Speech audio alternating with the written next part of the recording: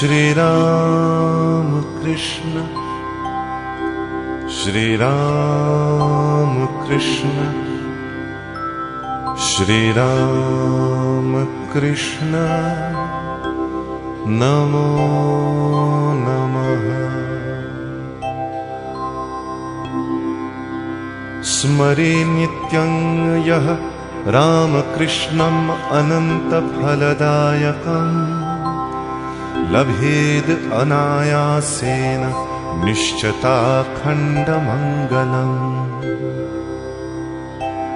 नित्यं मनसि भावयत् यः श्रीरामकृष्णमुखपङ्कजं जयलाभो भवेत् तस्य सिद्धिश्च जायते ध्रुवम्। श्रीराम कृष्ण राम कृष्ण राम कृष्ण नमो नमः। दुर्दैवं खण्डितं रामकृष्ण नाम प्रसादतः जगत स्वामी सुखप्रदः सत्यं नित्यं भवति सः। শ্রীম কথিত শ্রী শ্রী রামকৃষ্ণ কথামৃত। ত্রেতায় শ্রীরাম, দাপরে শ্রীকৃষ্ণ, কলিতে শ্রীরামকৃষ্ণ। শ্রী শ্রী রামকৃষ্ণ কথামৃত। দক্ষিণেশ্বর মন্দিরে ঠাকুর শ্রীরামকৃষ্ণ অধর, বিজয়, মণি প্রভৃতি ভক্ত সঙ্গে। ঠাকুর শ্রীরামকৃষ্ণ দক্ষিণেশ্বরের কালী মন্দিরে আছেন। তিনি নিজের ঘরে ছোট খাটটিতে পূর্বাশ্র হইয়া বসিয়া আছেন। ভক্তগণ মেঝের উপর বসিয়া আছেন। আজ কার্তিক মাসের কৃষ্ণা সপ্তমী, 25শে কার্তিক, ইংরাজি 9ই নভেম্বর 1884 খ্রিস্টাব্দ। বেলা প্রায় 2 প্রহর। মাস্টার আসিয়া দেখিলেন ভক্তেরা ক্রমে ক্রমে আসিতেছেন। শ্রীযুক্ত বিজয়কৃষ্ণ গোস্বামীর সঙ্গে কয়েকটি ব্রাহ্ম ভক্ত আসিয়াছেন।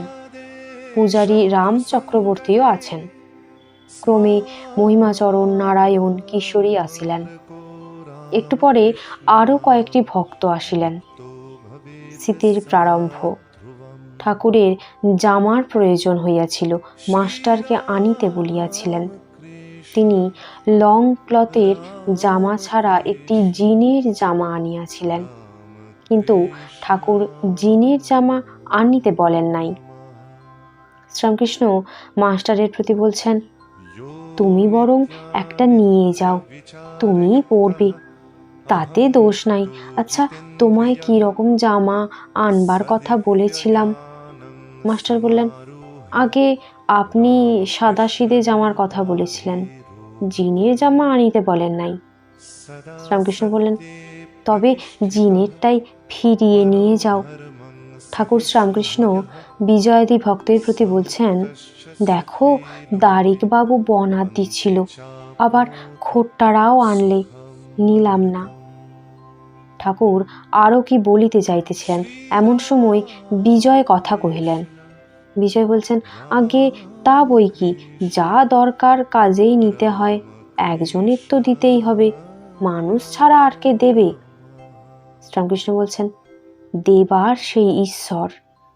শাশুড়ি বললে, আহা বৌমা, সকলেরই সেবা করবার লোক আছি, তোমার কেউ পা টিপে দিত বেশ হতো। বউ বলে, ওগো, আমার পা হরি টিপবেন, আমার কারুকে দরকার নাই। সে ভক্তিভাবে ওই কথা বললি। ঠাকুর বলছেন, একজন ফকির আকবর শাহর কাছে কিছু টাকা আনতে গেছিল, জানো তো। বাদশাহ তখন নামাজ পড়ছে আর বলছে, হে খোদা, আমায় ধন দাও, দৌলত দাও। ফকির তখন চলে আসবার উপক্রম করলে, কিন্তু আকবর শাহ তাকে বসতে ইশারা করলেন। নামাজের পর জিজ্ঞাসা করলেন, তুমি কেন চলে যাচ্ছিলে? সে বললে, আপনিই বলছিলেন ধন দাও, দৌলত দাও, তাই ভাবলাম যদি চাইতে হয় ভিখারির কাছে কেন, খোদার কাছে চাইব। বিজয় বলছেন, গয়াতে সাধু দেখেছিলাম, নিজের চেষ্টা নাই। একদিন ভক্তদের খাওয়াবার ইচ্ছা হলো, দেখি কোথা থেকে মাথায় করে ময়দা ঘি এসে পড়ল, ফল টলও এলো। শ্রীরামকৃষ্ণ বিজয়াদির প্রতি বলছেন, সাধুর 3 শ্রেণী, উত্তম, মধ্যম, অধম। উত্তম যারা খাবার জন্য চেষ্টা করে না, মধ্যম ও অধম যেমন দণ্ডি ফন্ডি। মধ্যম তারা নম নারায়ণ বলে দাঁড়ায়, যারা অধম তারা না দিলে ঝগড়া করে। উত্তম শ্রেণীর সাধুর অজগর বৃত্তি, বসে খাওয়া পাবে, অজগর নড়ে না। একটি ছোকরা সাধু বাল ব্রহ্মচারী ভিক্ষা করতে গেছিল। একটি মেয়ে এসে ভিক্ষা দিলে, তার বক্ষে স্তন দেখে সাধু মনে করলে বুকে ফোঁড়া হয়েছে, তাই জিজ্ঞাসা করলে। পরে বাড়ির গিন্নিরা বুঝিয়ে দিলে যে ওর গর্ভে ছেলে হবে বলে ঈশ্বর স্তনেতে দুগ্ধ দেবেন, তাই ঈশ্বর আগে থাকতে তার বন্দোবস্ত করছেন। এই কথা শুনে ছোকরা সাধুটি অবাক। তখন সে বললে, তবে আমার ভিক্ষা করবার দরকার নেই, আমার জন্য খাবার আছে। ভক্তেরা কেহ কেহ মনে করিতেছেন, তবে আমাদেরও তো চেষ্টা না করলে হয়। শ্রীরামকৃষ্ণ বলছেন, যার মনে আছে চেষ্টা দরকার তার চেষ্টা করতেই হবে। বিজয় বললেন, ভক্তমালে একটি বেশ গল্প আছে। শ্রীরামকৃষ্ণ বললেন, তুমি বলো না। বিজয় বললেন, আপনিই বলুন। শ্রীরামকৃষ্ণ বলছেন, না না, তুমিই বলো, আমারও তো মনে নাই, প্রথম প্রথম শুনতে হয়, তাই আগে আগে ওসব শুনতাম। শ্রীরামকৃষ্ণ বলছেন, আমার এখন সে অবস্থা নয়। হনুমান বলেছিল, আমি তিথি নক্ষত্র জানি না, এক রাম চিন্তা করি। চাতক চায় কেবল ফটিক জল, পিপাসায় প্রাণ যায়, উঁচু হয়ে আকাশের জল পান করতে চায়। গঙ্গা যমুনা 7 সমুদ্র জলে পূর্ণ, সে কিন্তু পৃথিবীর জল খাবে না। ঠাকুর বলছেন, রাম লক্ষ্মণ পম্পা সরোবরে গিয়েছেন। লক্ষ্মণ দেখিলেন একটি কাক ব্যাকুল হয়ে বারবার জল খেতে চায়, কিন্তু খায় না। রামকে জিজ্ঞাসা করাতে তিনি বললেন, ভাই, এ কাক পরম ভক্ত, অহর্নিশি রাম নাম জপ করছে, এদিকে জল তৃষ্ণায় ছাতি ফেটে যাচ্ছে, কিন্তু খেতে পারছে না। ভাবছি খেতে গেলে পাছে রাম নাম জপ ফাঁক যায়। হলধারীকে পূর্ণিমার দিন বললুম, দাদা আজ কি অমাবস্যা? এই কথা শুনে সকল ভক্ত হাসছেন।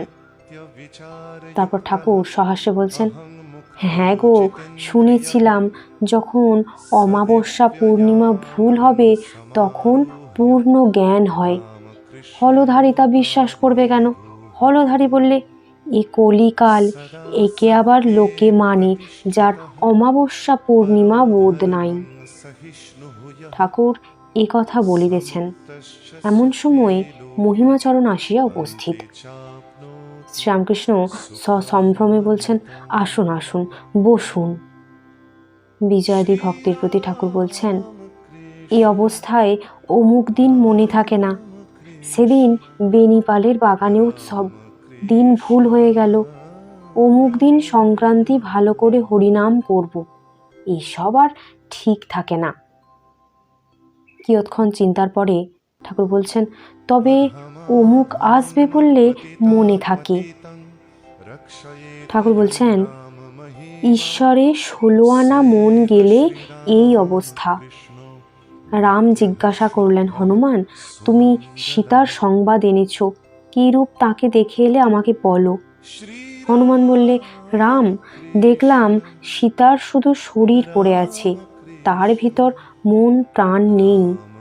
সীতার মন প্রাণ যে তিনি তোমার পাদপদ্মে সমর্পণ করেছেন, তাই শুধু শরীর পড়ে আছে, আর যম আনাগোনা করছে, কিন্তু কি করবে, শুধু শরীর, মন প্রাণ তাতে নাই।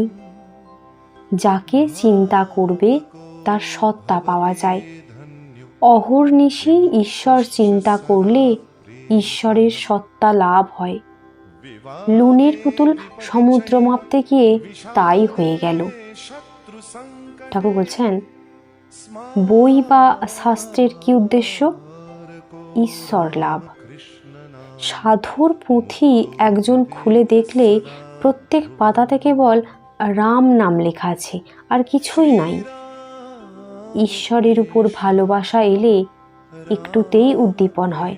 তখন একবার রাম নাম করলে কোটি সন্ধ্যার ফল হয়।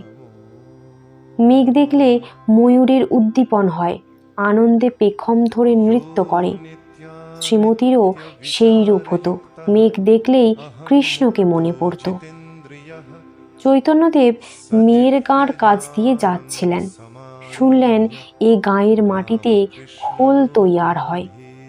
অমনি ভাবে বিহ্বল হলেন, কেননা হরিনাম কীর্তনের সময় খোল বাজে। কার উদ্দীপন হয়? যার বিষয় বুদ্ধি ত্যাগ হয়েছে, বিষয় রস যার শুকিয়ে যায়, তার একটুতেই উদ্দীপন হয়। দেশলাই ভিজে থাকলে হাজার ঘষো জ্বলবে না। জলটা যদি শুকিয়ে যায় তাহলে একটু ঘষলেই দপ করে জ্বলে ওঠে। ঠাকুর বলছেন, দেহের সুখ দুঃখ আছেই, যার ঈশ্বর লাভ হয়েছে সে মন প্রাণ দেহ আত্মা সমস্ত তাকে সমর্পণ করে। পম্পা সরোবরে স্নানের সময় রাম লক্ষ্মণ সরোবরের নিকট মাটিতে ধনুক গুঁজে রাখলেন। স্নানের পর উঠে লক্ষ্মণ তুলে দেখেন যে ধনুক রক্তাক্ত হয়ে গেছে। রাম দেখে বললেন, ভাই দেখো দেখো, বোধহয় কোনো জীব হিংসা হলো। লক্ষ্মণ মাটি খুঁড়ে দেখেন একটা বড় কোলা ব্যাঙ, মুমূর্ষু অবস্থা। রাম করুণ স্বরে বলতে লাগলেন, কেন তুমি শব্দ করো নাই? আমরা তোমাকে বাঁচাবার চেষ্টা করতাম। যখন সাপে ধরে তখন তো খুব চিৎকার করো। তখন ভেক বললে, রাম, যখন সাপে ধরে তখন আমি এই বলে চিৎকার করি, রাম রক্ষা করো, রাম রক্ষা করো। এখন দেখছি রামই আমায় মারছেন, তাই চুপ করে আছি। ভিডিওটি যদি ভালো লেগে থাকে অবশ্যই সাবস্ক্রাইব করবেন এবং লাইক কমেন্ট শেয়ার করবেন, যাতে আরও প্রচুর মানুষ এই ভিডিও দেখতে পারে।